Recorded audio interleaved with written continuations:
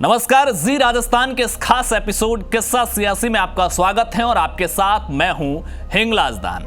आज बात संयुक्त राष्ट्र में भारत को वीटो पावर न मिलने की। वीटो पावर से आप ये मतलब समझिए कि संयुक्त राष्ट्र में कुछ देश ऐसे हैं जिनके पास इतनी पावर है कि दुनिया के सारे मुल्क मिलकर कोई फैसला लेना चाहे और वो एक देश खिलाफत कर दे तो वो प्रस्ताव संयुक्त राष्ट्र से पास नहीं हो सकता। लेकिन भारत की राष्ट्रीय राजनीति में, भारत के सियासी गलियारों में एक बात अक्सर चलती है कि भारत के पास भी संयुक्त राष्ट्र में स्थायी सदस्य बनने का प्रस्ताव आया था, तो फिर हम स्थायी सदस्य क्यों नहीं बन पाए और प्रस्ताव आया भी था या नहीं। आज किस्सा सियासी में बात इसी पर होगी और किस्सा सियासी में हम इस मुद्दे पर बात इसलिए कर रहे हैं क्योंकि हमारी राष्ट्रीय राजनीति में यह मसला कई बार चर्चाओं में आता है और सोशल मीडिया पर चलने वाली परसेप्शन बेस्ड चीजें जो सत्य और तथ्य से परे होकर भी हमारी बड़ी आबादी को भ्रमित करती हैं। हम हमारी कहानी पर आए, भारत की कहानी पर आए उससे पहले उस वक्त के हालातों को थोड़ा समझ लीजिए। जब दूसरा विश्व युद्ध हुआ तब दुनिया दो धड़ों में थी। एक धड़ा जीता, उस धड़े के देशों ने मिलकर कहा कि एक ऐसा संगठन बनाया जाए जो आने वाले वक्त में विश्व में शांति और सुरक्षा का काम करे, और 1945 में करीब 50 देशों ने मिलकर संयुक्त राष्ट्र संघ बनाया। करीब करीब हर देश इसका सदस्य हैं, 193 देश इसके मेंबर है। आखिर में 2011 में दक्षिणी सूडान को इसका मेंबर बनाया गया था, लेकिन भारत जो शुरुआती 50 देश थे उसी वक्त से इसका सदस्य हैं। जैसे हमारे देश में हमारी राज व्यवस्था चलाने के लिए अलग अलग अंग होते हैं, कार्यपालिका, विधायिका, न्यायपालिका, ठीक उसी तरह संयुक्त राष्ट्र के भी अलग अलग अंग है, जिसमें एक है साधारण सभा जिसमें सारे 193 देश मेंबर है। हमारे प्रधानमंत्री और विदेश मंत्री कई बार संयुक्त राष्ट्र में भाषण देते हैं, वो इसी साधारण सभा में देते हैं। अगर कानूनी मसलों पर दो देशों के बीच में विवाद हो जाए तो इसके लिए एक न्यायालय भी है, अंतर्राष्ट्रीय न्यायालय। अभी जो भारत और पाकिस्तान के बीच कुलभूषण जाधव वाला मामला चल रहा है वो संयुक्त राष्ट्र के इसी अंग अंतर्राष्ट्रीय न्यायालय इंटरनेशनल कोर्ट में चल रहा है। कुल 5 अंग हैं, लेकिन एक सबसे महत्वपूर्ण अंग संयुक्त राष्ट्र सुरक्षा परिषद, जिसका काम दुनिया में शांति और सुरक्षा कायम करना है। इसमें कुल 15 मेंबर हैं, लेकिन 5 देश परमानेंट मेंबर है। बाकी की 10 सीटों पर मेंबर बदलते रहते हैं, पुराने हटते रहते हैं, नए आते रहते हैं, ताकि सभी प्रमुख देशों को मौका मिलता रहे बारी बारी से। लेकिन जो ये 5 परमानेंट मेंबर हैं उनके पास एक विशेष पावर होता है, उसे कहते हैं वीटो पावर। वीटो पावर बहुत महत्वपूर्ण होता है। अगर यूएन से कोई भी प्रस्ताव पास हो रहा हो, सारे देश एक तरफ हो जाए, लेकिन अगर वीटो पावर वाले किसी एक देश ने विरोध कर दिया तो वो प्रस्ताव पास नहीं हो सकता है। ये वीटो पावर वाले 5 देश हैं रूस, अमेरिका, यूनाइटेड किंगडम, फ्रांस और चीन।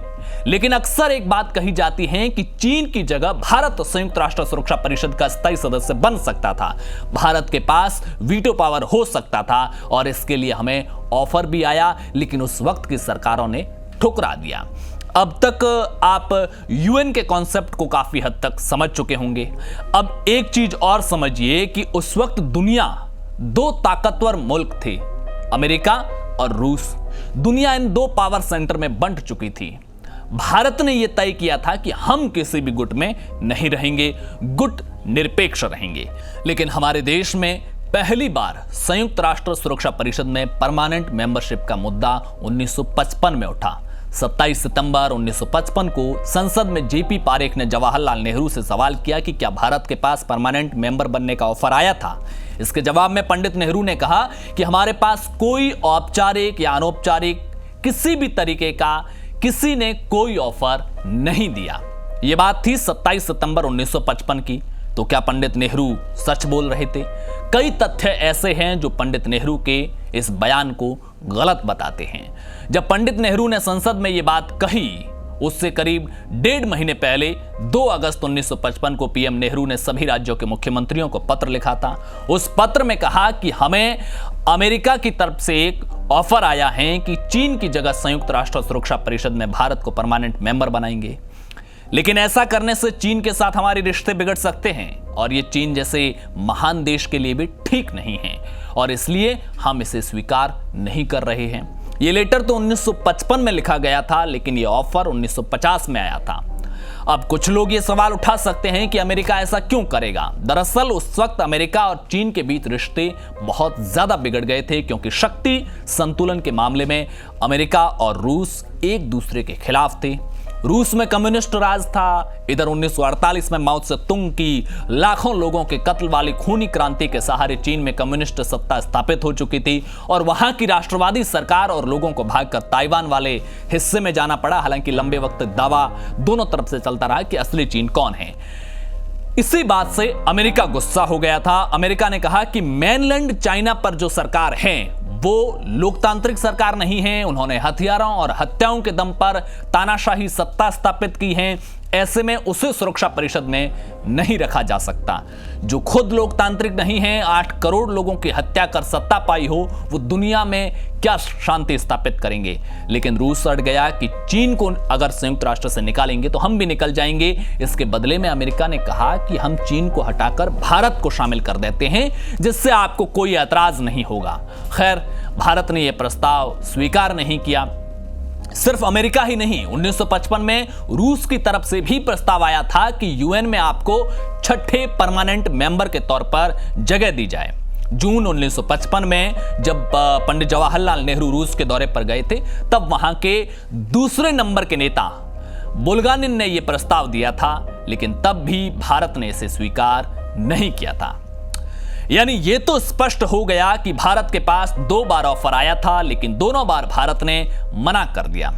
ऐसा क्यों किया, इसके पीछे दोनों पक्ष अपने अपने तर्क देते हैं। जो लोग पंडित नेहरू को इस फैसले को सही मानते हैं, उनका तर्क यह है कि हम उस वक्त चीन को नाराज नहीं कर सकते थे, हम कोई भी ऐसा कदम नहीं उठाना चाहते थे जिससे हम किसी गुट में दिखें। तो दूसरा तर्क यह दिया जाता है कि असल में पंडित नेहरू खुद को कहते तो गुट निरपेक्ष थे, लेकिन वो वामपंथी विचारधारा और उस विचारधारा से जुड़ी चीन और रूस की सरकारों के प्रति सॉफ्ट कॉर्नर रखते थे। और कुछ लोग इसके लिए पंडित नेहरू के साथ साथ उनकी बहन विजया लक्ष्मी पंडित को भी जिम्मेदार बताते हैं, जिन्होंने चीन की खूनी क्रांति के नायक और तानाशाह माओ की पंडित नेहरू से दोस्ती कराई थी। दरअसल पंडित नेहरू ने विजया लक्ष्मी पंडित के नेतृत्व में एक दल 1952 में चीन भेजा, ताकि माओ को थोड़ा बहुत समझा जा सके और उसी के आधार पर हम चीन के साथ अपनी विदेश नीति भी तय करें। विजया लक्ष्मी पंडित ने वहां के राष्ट्रपति माओ और प्रधानमंत्री चाउ एन लाई से भी मुलाकात की। रामचंद्र गुहा ने अपनी किताब इंडिया आफ्टर गांधी में लिखा है कि विजया लक्ष्मी पंडित ने चीन से एक पत्र पंडित जवाहरलाल नेहरू को भेजा, जिसमें माओ की तारीफ करते हुए उनकी तुलना महात्मा गांधी से की। कहा कि माओ, वहां की जनता जो है वो माओ से बहुत प्रेम करती है और उनके व्यक्तित्व में गजब का आकर्षण है। विजया लक्ष्मी पंडित को जो भी लगा हो, लेकिन मुझे भी निजी तौर पर इस बात की जरूर हैरानी है कि खूनी क्रांति के नायक 8 करोड़ लोगों के हत्यारे तानाशाह माओ जेडोंग की तुलना अहिंसा के पुजारी महात्मा गांधी से कैसे हो सकती है। खैर, इससे पहले जब अमेरिका और ब्रिटेन में यह चर्चा शुरू हुई कि हम यूएन की स्थायी सीट चीन से लेकर भारत को दे देते हैं, उस वक्त विजया लक्ष्मी पंडित ही अमेरिका में भारत की राजदूत थी। 24 अगस्त 1949 को विजया लक्ष्मी पंडित ने पंडित जवाहरलाल नेहरू को एक पत्र लिखा, जिसका जिक्र लंदन स्कूल ऑफ इकोनॉमिक्स के स्कॉलर डॉक्टर एंटन हार्डन ने अपने research paper not at the cost of China में भी किया है। इस पत्र में विजया लक्ष्मी पंडित ने कहा कि अमेरिकी विदेश मंत्रालय में यह बात चल रही है कि संयुक्त राष्ट्र सुरक्षा परिषद की स्थायी सदस्यता वाली सीट चीन से लेकर भारत को दे दी जाए। इस सवाल पर आपके जवाब की रिपोर्ट भी मैंने रॉयटर्स में देखी है। पिछले हफ्ते मैंने जॉन फॉस्टर डलेस और फिलिप जेसफ से भी बात की इस मामले में। मैंने सुना है कि डलेस ने अमेरिकी विदेश मंत्रालय की ओर से भारत के पक्ष में जनमत बनाने को कहा है, और मैंने हम लोगों के रुख के बारे में भी उन्हें बताया है और उन्हें इस मामले में धीमी गति में चलने को कहा है। इसके जवाब में पंडित नेहरू ने जवाब दिया कि हम इस प्रस्ताव को स्वीकार नहीं करेंगे, क्योंकि ये चीन का साफ साफ अपमान है। यानी ब्रिटेन और अमेरिका जब ये कोशिश कर रहे थे कि भारत के पक्ष में माहौल बनाया जाए, भारत को सुरक्षा परिषद में परमानेंट सीट दी जाए, तब भी भारत इन कोशिशों को रोकना चाहता था।